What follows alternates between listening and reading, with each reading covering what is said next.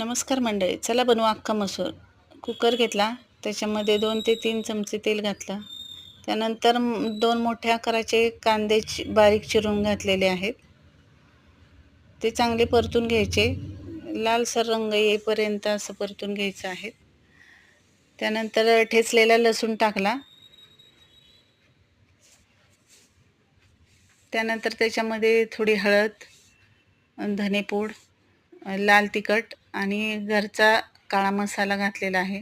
त्यानंतर अर्धा चमचा खायचा सोडा घातला आणि नंतर बारीक चिरलेले 2 टमॅटो घातले. ते पण चांगले असे लालसर रंग येईपर्यंत परतायचे. चांगले तेल सुटेपर्यंत परतायचं आहे. त्यानंतर कसुरी मेथी आणि भिजवून ठेवलेला मसूर घातलेला आहे. चांगलं परतून झाल्यावर गरम पाणी घालायचं.